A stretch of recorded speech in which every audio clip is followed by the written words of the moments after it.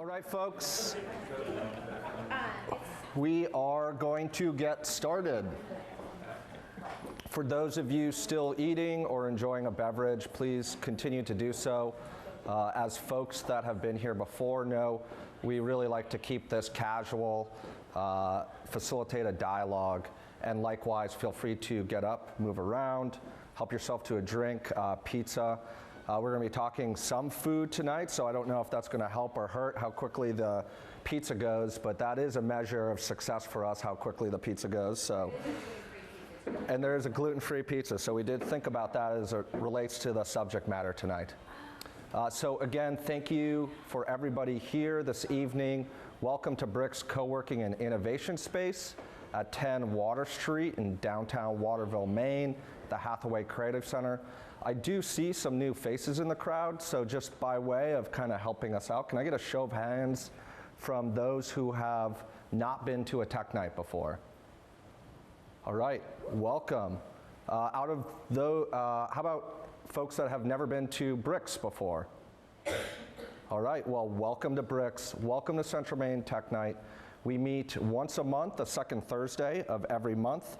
It is wonderful to see everybody. Central Maine Tech Night is a monthly evening where in our small group setting, founders and leaders share real advice on how they overcame challenges, capitalized on target market opportunities, developed their product, and provide you with actionable insight for your own products and processes.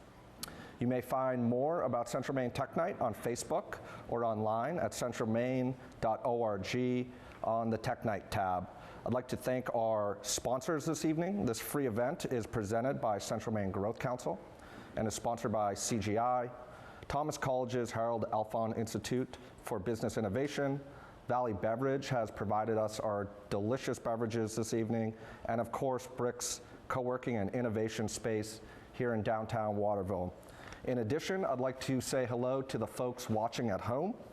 This Tech Night is being streamed live and can be viewed on Crossroads-TV, channel 1301.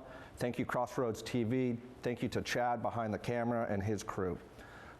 This evening we got a really cool tech talk, and this is really dovetailing off of a set of really great tech talks, so we're very excited about this. October Tech Talk is Strict Chef by Matthew Rideout, founder of Strict Chef and owner of Rideout. Matthew Rideout, app development isn't for technical people, it's for those who are passionate about making an impact, who are willing to put up in the painstaking work of customer discovery and market research. After finding that dietary changes eliminated his symptoms, Rideout discovered his passion for helping others using food as a medicine, a concept he had never before believed in, and built Strict Chef. In his tech talk, Rideout will review everything that goes into developing an app, the cutting edge tech powering Strict Chef, and making an app into a business. It's so much more than code.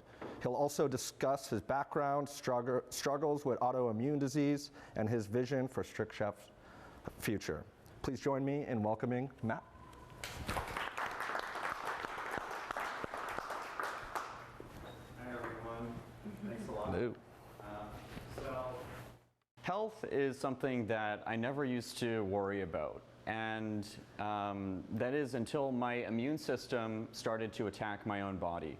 When I was 22 years old, my doctor diagnosed me with something called Ankylosing Spondylitis. It's an inflammatory arthritis that will slowly fuse my spine together, and over the course of the next few years, it became really painful. So bad that I was having trouble walking easily, getting in and out of my car, bending over without holding on to something.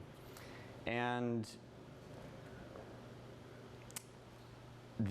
over time, I learned of a new way of eating that halted the autoimmune response in my body, and it changed my life.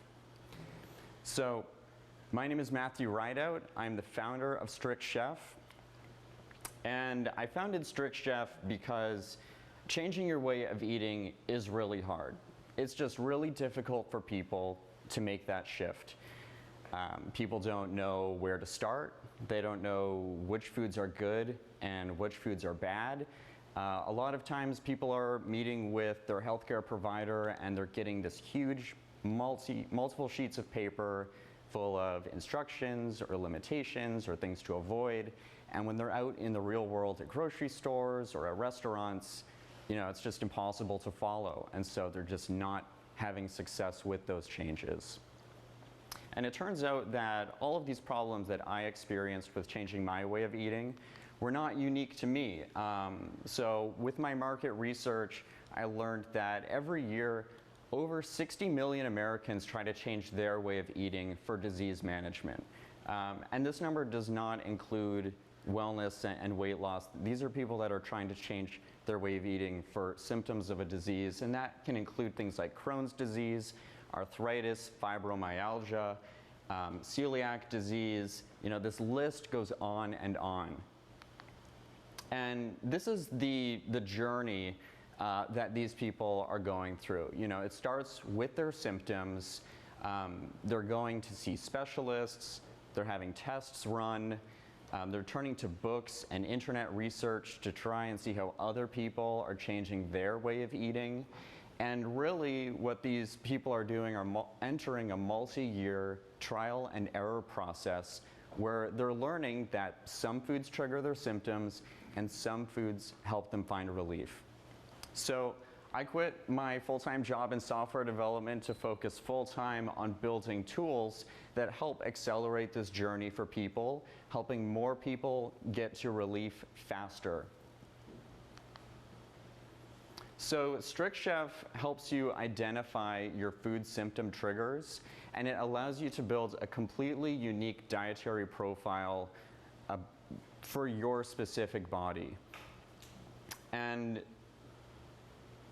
this can work for an endless combination of dietary requirements for anyone who is on this journey. So it's not disease specific, it's really unique to every individual. So Strict Chef isn't actually just a downloadable app. We're actually a cloud-based data platform. I would say that Strict Chef is a data company.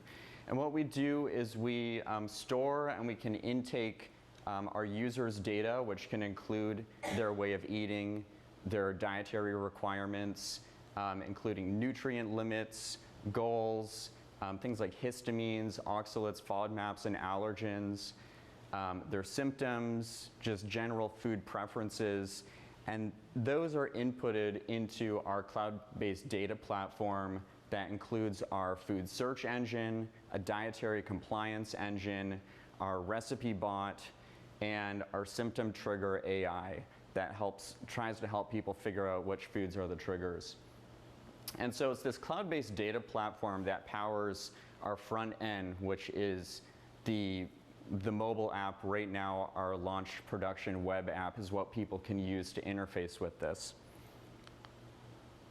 And so just to give you some examples of what this allows our users to do, once they've input their dietary requirements, they can use the search feature to look up any food and see whether or not it is compliant with their way of eating. And we provide everyone with a compliance range graph so that they can see if they have tolerance limits for certain foods, they can see exactly what different serving sizes look like and how much of their tolerance allowance that could use up. And we also provide each user with a personalized recipe feed. So our recipe bot is out there searching the internet for new recipes that are published, and we check all of the ingredients against a user's dietary parameters and send them only recipes that are compliant with their way of eating. So to give you some examples of things that you can do with this tool, this allows you to change a recipe's serving sizes around so that you can see if there's specific ingredients in there that are really heavy hitters. So if you have a low tolerance for a certain nutrient, you can see how the compliance changes when you increase the serving size, and maybe that there's just something specific in there you should be avoiding. The rest of the recipe could be okay for you. And you can also play around with different ingredient replacements So in this example, just replacing baking powder with a different combination of baking soda and apple cider vinegar creates the same chemistry in the recipe. But for me personally, this one change significantly improves the compliance of the recipe for my dietary needs. So that's kind of like the general gist of Strict Chef as it is launched in production today and a lot of the things I'm working on. So the rest of the talk is a little bit of what's going on behind the scenes, how I got started with Strict Chef, and a lot of the research and the iteration that went into this. You know, I would say code-wise it is really complex, but I think 90% of making an app that can be a viable business, or even just an app that users are going to go through the trouble of signing up for and using more than once, 90% of that has nothing to do with coding. So, any questions before I keep going? It's amazing. All right, thank you. This started with some initial market research. I initially started building Strict Chef just for myself. I have a background, an educational background in market research, so I figured maybe I should start asking some other people what their needs were before I got too far into this. And I had a formal survey with 300 patients in a disease group that were either actively trying to change their way of eating or they had tried to change their way of eating in the past. And with those, I also had about a dozen phone call interviews to see their lifestyles in significantly more detail. And the results of this survey revealed that there's just 4 major problems with people who are going through this journey. Poor nutritional understanding is one of the biggest problems in food. People are eating the wrong foods without even knowing it. They're making mistakes because they just don't know what nutrients are in certain foods that could be triggering their symptoms. And there's a lot of people that don't actually know what their trigger foods are. The process to go through an elimination diet to test if foods that you're adding back are triggering your symptoms is long and complicated, and it's very easy to misattribute your symptoms to the wrong thing. People feel like they're starving when they go through this process because they're taking things away from their plate, they're not adding new foods back in. They also feel like they're tortured, they're craving the things they used to eat, cookies, cakes, whatever, you name it. And so they're cheating and they're not finding relief. And then there's those that just never get to relief because these little mistakes can completely set back any progress that you're making. If I, ate a slice of pizza, it would just like completely ruin any of the progress I've made, and it would take a while to get over that. So, yeah. This, led to my first minimum viable product. This is kind of the first thing that I got out there as a real app. It basically just allowed people in one disease group to check foods for compliance. It was super basic. A lot of stuff didn't end up working well in the real world. Spelling mistakes, I couldn't handle those. This was the interface. There's like a lot of text. It was just confusing to people. I tried to color code the results, but people didn't understand what the colors meant. I also was using words like limit consumption, avoid consumption, or safe. And that's kind of crossing some boundaries into medical advice, which this is really a data comparison app, and it's not providing medical advice, so it doesn't do that anymore. And this was relying on the USDA database. So the app would interface with the database, compare some data, and show the results. And with the government shutdown, the database went away. It actually goes down a lot. It's a really terrible database. And then people forgot about the app. That's why all these apps have notifications, to remind you to use them. Creating an app that people would think of using when they're in the grocery store or when they're using a menu at a restaurant was actually really difficult.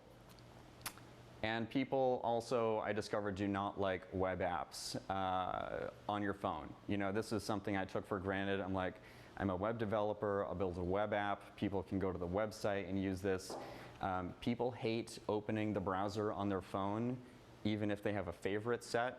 It's just, everyone's like, when will it be downloadable? I'll download it when it's ready. And so that was something I had to learn as well. But I had some really early signs of success. So, you know, this is kind of like the stuff that you look for when you're building an app. I could have done this, this sort of sign-up prototype first, which would have been a better idea. But if strangers that you have never met see your product and they go through the hassle of setting up an account, going back to their email to verify their email address, and trying to use the app, then that's like really good feedback. That means that it's not just your mom being like, that's a great idea. It's like, this is a complete total stranger, and there's a few of them every week are creating new accounts just from some social media posts. So if you can just get to that stage, you know that you've got somewhat of a good idea that you can continue building on. And if people can see how this is different and unique and better than the solutions that they've tried before, just with your landing page, then you know that you can continue to build on that. So version 2. So basically I downloaded the USDA's nutrition database and recreated my own in a platform called Elasticsearch. This is a really cool database technology where you can kind of build your own custom search engine. So this allowed me to handle spelling errors. It's like 100 times faster. And it allowed me to create a custom search algorithm that allowed the best search results to show up at the top of the feed. So if someone types in milk, they're probably expecting to find 2% milk, not like powdered milk granola bars. Or the USDA database shows like a bunch of crazy word matches, but not necessarily what a person would intend to find. I also launched the ability to check whole recipes for compliance. My market told me that this would be a really good idea, but it turns out that no one actually does this. No one was copying ingredient lists and pasting them into the app and running a check on them. One of the things I've learned through this journey is that people are extremely lazy when it comes to apps. They just will not do things that require more than 2 steps. I also added more compliance settings here. This is when I learned it initially targeted one disease group, but even within that group, they were all telling me that they had different tolerances for the amounts of certain foods and nutrients they could eat before their symptoms would flare. So I had to revise and incorporate more of that. But people were still forgetting about the app. They were not coming back to use it more than a few times. But this is also when my research participants asked me if the app could suggest recipes to them so that they didn't have to go find recipes. And when I started talking to more people about this, people were really, really excited about it. So I knew that this market feedback was leading me in a better direction compared to this search and check oriented app that I had already created. So that led to the recipe feed. Fortunately, I had built some of the things that were prerequisites for this already, so like the food search engine and the whole recipe compliance. Basically, when you enter a recipe, it has to figure out what each ingredient is and separate that from the measure, and then run a compliance against all of the ingredients, and then boil that down to a single score that we can give the user. At that point, I needed to develop a bot that went out onto the internet to find new recipes from other websites, and then a way to create a feed that a user would see every time they hit the app. So I spent about 6 months building that. It took a while, but you know, I had really, really compelling evidence from my market that this would be the feature that people actually wanted. And it also solved another huge problem that my market research showed, was people were getting bored and falling back to their old recipes. So this was going to give them the new safe recipes that were compliant. But unfortunately, people still forgot about the app. So that was still a problem, which led me to create the recipe notifications. So if you haven't noticed already, pretty much every app is a combination of a feed and notifications. And that's totally for a reason. Facebook, Pinterest, Twitter, like every social network, every potential tool turns into a feed. Strict Chef could have easily been just a recipe database where people would have had to go to it, perform a search. People don't want to do all that work. Even though it doesn't seem like a lot of work, people just won't do it. So the feed delivers them like this special little nugget of a gift a few times a day that gives them a reason to go back and look at something new. And the email notifications are a way to get them back into the app. So like this is just an example of my email feed that I took a screenshot of, and Strict Chef is here. And there's a lot of optimization that goes into notifications as well. So it used to just say, Strict Chef, we have new recipes for you. Not a lot of people were clicking on that. So I started to put the recipes directly into the subject line. That worked a lot better. My next step, I think, is going to be moving the word recipes up to the name. Then I get like 10 more characters of recipe that I can put in that subject line. So the notifications are a game of like, what percentage of people can I get back into the app before I really start to annoy them and they want to uninstall it and stop using it. So this is like, this was really exciting for me. People who had signed up over a year ago or 6 months ago were actually coming back and using the app as a result of the notifications. I can see a spike in traffic every time a round of email notifications goes out every 3 days right now. So just like another little Lego block in the journey to making an app that people will use more than once. It was not easy. So to discuss a little bit about the prototyping process, a lot of this you can do before you ever do any code. You can do a lot of prototyping now. There's so many tools designed to help you create interactive prototypes that your market can actually test before you have to go build a full-fledged system. So the left over here, that was my first, like, well, I gotta show these people at Starbucks that I'm meeting, like, what do you think about this for editing your profile? And that's what I did. I went on Facebook. I asked people if they had friends that were trying to change their way of eating. I got a bunch of strangers to meet me at Starbucks. I told them I would buy them a coffee if they gave me 20 minutes. No one even let me buy them a coffee, so it was very free. And the initial versions of this I just had printed out on sheets of paper, and they would give me their feedback on it.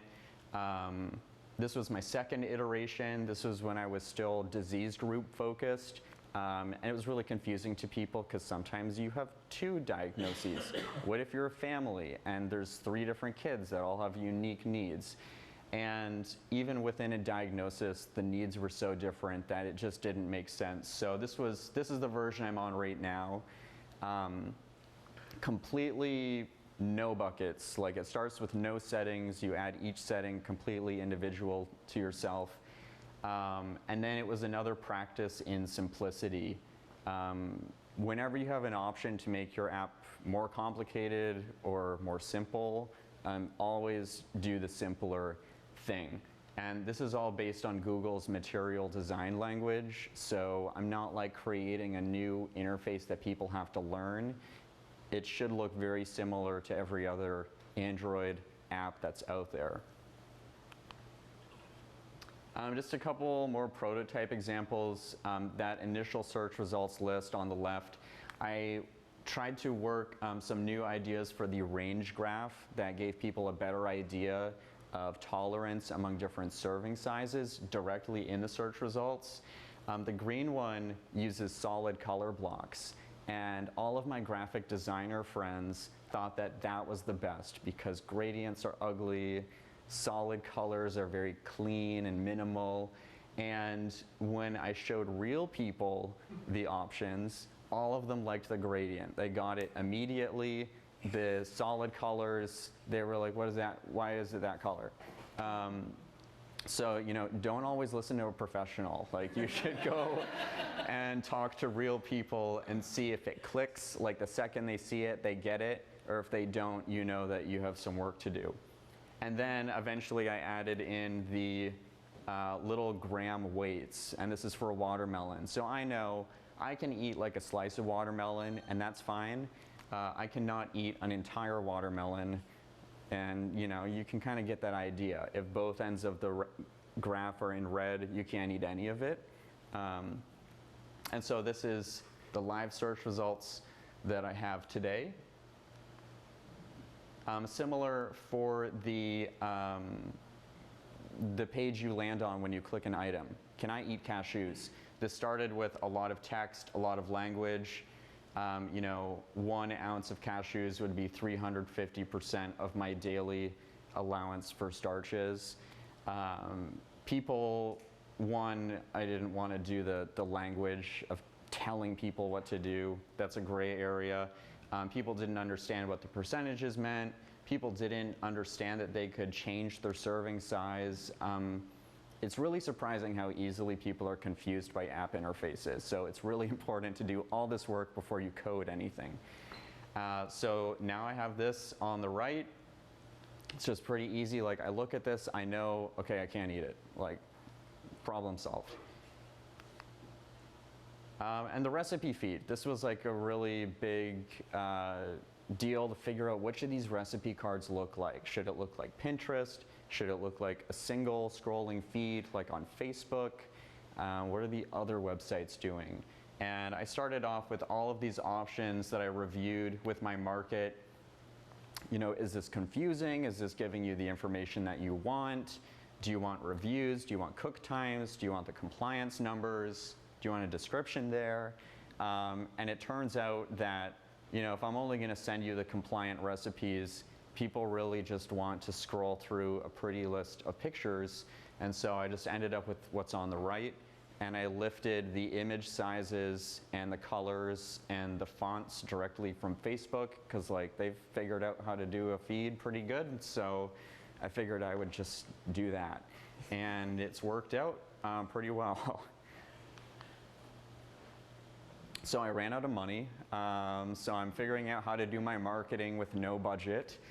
And so what I'm experimenting with right now is to try and own the long tail of the web for search engine optimization. So anyone who is out there Googling like keto, vegan, nightshade-free recipes, or gluten-free, dairy-free recipes or something. Like, I want my landing pages to own these really crazy, weird dietary parameters. And so I built out this thing to just continuously fill new, really obscure landing pages with recipes. This is a screenshot from my Google Webmaster Tools showing, I launched this about a month ago, and they're starting to pick it up. So I've really got my fingers crossed that this strategy is something I can continue working with. But yeah, working a marketing strategy into your app is a pretty critical part of your planning. So you're either, 90% of apps are what you call zombie apps. They're below the 25th search result in the app stores. So even if people are searching for something that your app does, they're not going to find your app because there's so many other apps competing. And you need to plan to acquire users through advertising, events, blogs, podcasts. I'm doing search engine optimization because I have a background in that and I'm comfortable with it. But you have to think about that from the start. If I put $1 into acquiring a new app user, will I get $2 out of them? And so, that kind of leads into monetization options that you have with an app. So I have my first-party mobile app. That's the app that I'm building for Strict Chef. I can put ads in it, do a subscription model, or make affiliate revenues. So I'm kind of like feeling out my audience with what they might be willing to pay on a monthly basis to use the app. advertising. I've worked with a few different app developers on figuring out monetization strategies, and there's a lot of ethics that come into ads. There's a lot of really bad snake oily ads out there, especially in the wellness area, so that's something I'm personally not doing. Affiliate stuff, I'm looking at like creating Amazon affiliate links for all of the items in a recipe. If people want to buy their groceries through Amazon, I could get a little cut of that. But because Strict Chef is a cloud-based data system, I have some other options too. And so when you're building your app, you can think about, am I going to monetize it with ads, or do I need to think about the underlying infrastructure and how that can be leveraged in different ways? So right now what I could do is clone the Strict Chef app for other brands that are targeting specific disease groups if they need similar functionality, and just charge them a monthly fee, because all of Strict Chef's stuff is living in the cloud. The app is really just like a user interface for that.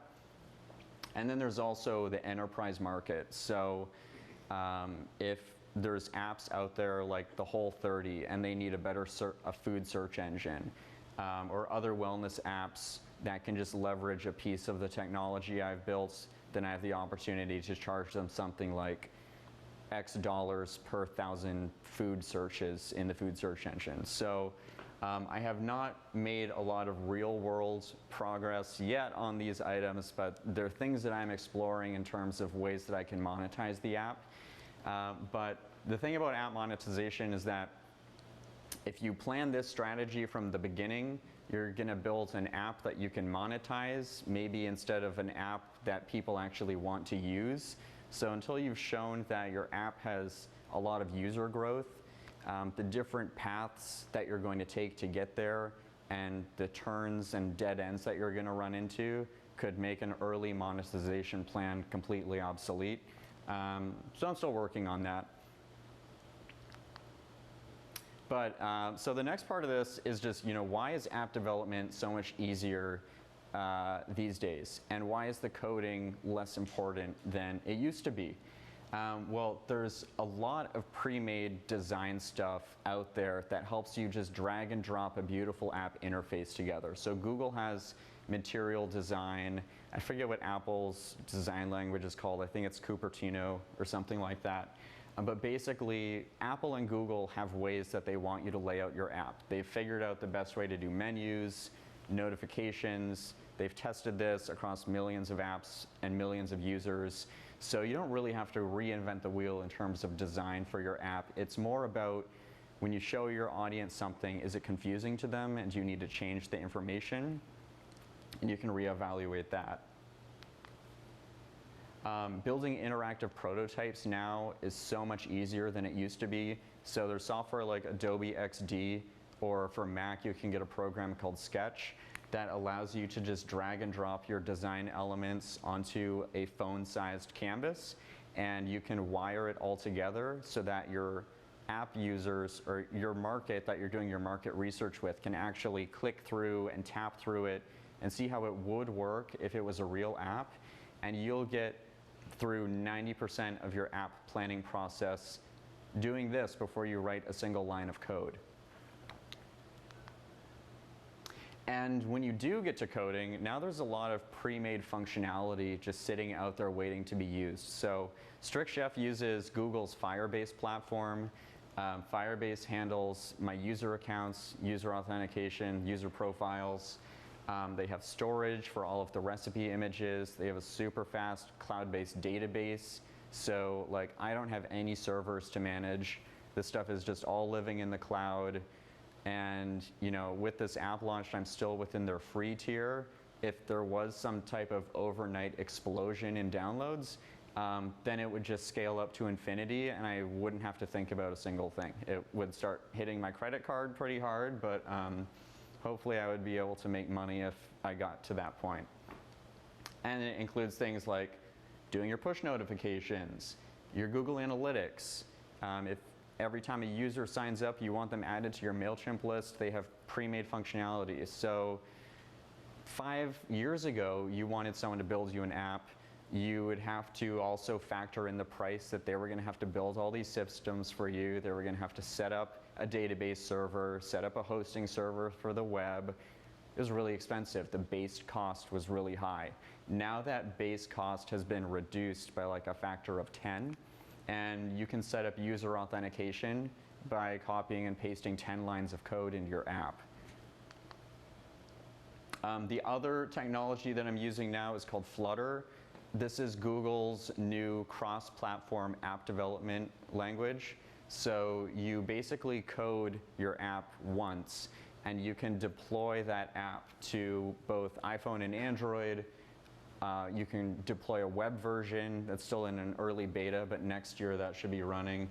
And you can deploy it to desktop on Mac, Windows, and Linux as well. So, you know, it used to be that if you wanted a mobile app, you'd have to hire people that knew Java for Android and Objective-C for iPhone. And those are like really heavy languages, and you need really expensive programmers to do that. And it was really time consuming because none of that pre-made functionality was really there. And with Flutter, you can get your app running in like 1/10 the cost. It's just super fast to spin up an app now. So a lot easier to do prototyping, spend a lot of time doing market research, and then when you finally get to coding, it's not going to cost you like $50,000 to $100,000 anymore. You'll be able to find someone local to do it much more affordably. And that's that. That's my presentation.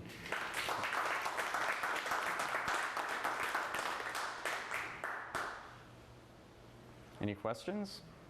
Picking up on an earlier conversation we were having, Matt, can you discuss how and why you've chosen to go down the different strategies of raising capital versus the other ones, i.e. maybe the bootstrap versus looking for venture capital or equity or some sort of convertible debt note with the investment community, given you have such an innovative and wonderful product here? Yeah, I was in the Top Gun program in Portland, where it's kind of like a business accelerator. You get a team of mentors, you go through financial modeling, you talk about investment scenarios.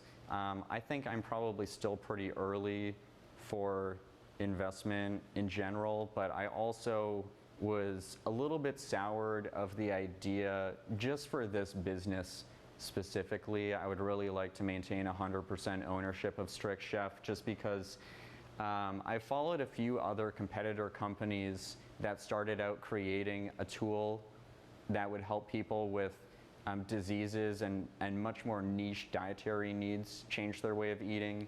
And one example was this company called Zipongo, and they got a $50 million investment from an insurance company, and then it turned into like just a general employee wellness app, you know. So it's like, I've seen stuff take directions to be generic and make more money. I've seen other apps just get filled with ads or turn into like clickbait content that's going to generate revenue. This is a really important subject to me, just because I've seen like how autoimmune diseases can really destroy people's lives and just ruin everything. And changing your way of eating is a really hard, really complex problem. And, you know, I consider myself reasonably intelligent, and I still like can't keep track of the rules very easily. So 3 years later, I still feel like I'm getting the hang of it, and I need a tool that can help me do better. And so I know that there's a lot of people just in my disease community whose lives could be changed by having a tool that helps them get through that and get back their mobility and get their lives back. So I could probably move faster if I had an investor, but right now I'm fine just like doing the thing where you buy a 10-year-old Honda and you're kind of just trying to scrimp for a bit. So that's what I'm doing. Where do you see Strict Chef in, say, 3 or 5 years from now? So I would love it if Strict Chef became more of a media platform that helped build awareness around the tools. Podcasting is something I'm looking at getting into, to do stories about people who have figured out their bodies, figured out how to overcome some type of disease or autoimmune challenge and get their lives back. And I would also like to start some type of a packaged foods company that caters to people with more obscure dietary needs. So for example, like I have a cake recipe that has no starch, no sugar, but it's like super light and fluffy. It's made of almond flour. Like I take these things to parties and get-togethers, and people like actually eat them and think that they're good. And so I would like to make that kind of stuff more accessible, because right now you go to the store and it's like Betty Crocker and it's like a chemical box of crap. So it would be great if there were more options, or I don't know, like if you go to somewhere like downtown Disney, there are 0 options for someone who can't have sugar. It's just like ice cream places and Starbucks fruit smoothies and chocolate factories, and there's no like kiosk of snacks that someone who is diabetic can go to and know that they're going to get something delicious and satisfying. So expanding into some sort of franchise like that would be something I would think is awesome to kind of like in the 5 to 10 year range. I don't know how I'm going to get there yet, but that's a goal. Well, it fits the model of the laziness, just how deep the laziness of all of us goes that you're finding out in the app. And you Yep. want to just order this recipe in a Hello Fresh box with everything already pre-put there. Yeah. Send it to me. Exactly. But to build that, that's a whole other business for you to build. Yeah.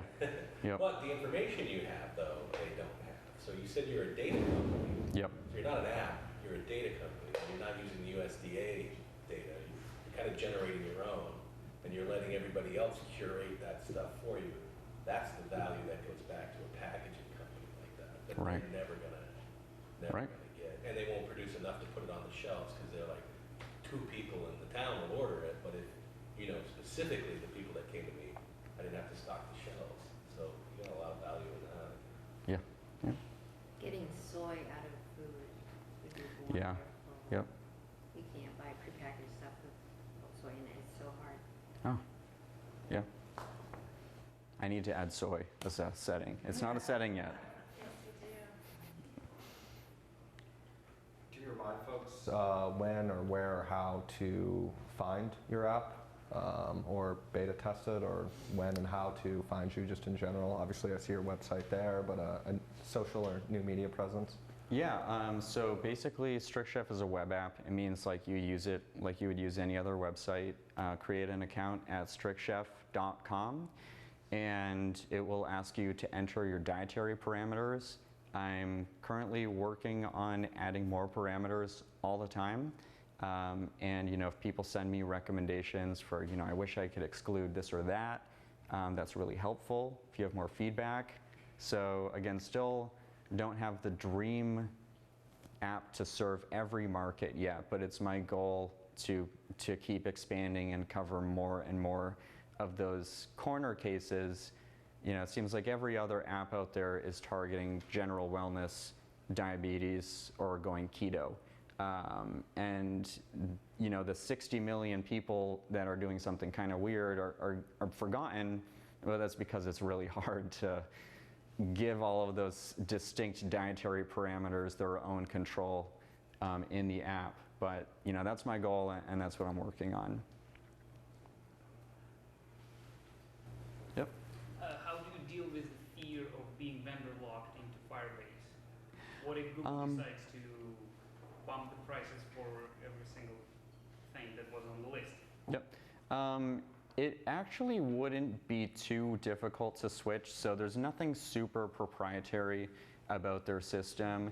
I'm using it, I think Google Firebase is like easy mode for cloud computing, so if I was to go to Amazon Web Services, AWS, they do have equivalent products for every single thing that's in Firebase. They're just not like cohesively connected in the same dashboard. Company MongoDB has a new cloud-based platform that replicates a lot of these things. So there's other options. Basically, it would just require taking the code base and deploying it to a different cloud platform, and there would be, maybe 5% of the code is proprietary to Google's system, and that would have to be swapped out to work somewhere else. Well, unless there's any other questions, thank you so much, Matt. That was just really profound and wonderful, and such critically important public health ramifications and really quality of life. And so thank you for sharing your product and your story. Really invaluable. I think it's fair to say we all look forward to the continued positive trend line. So join me in thanking Matt here.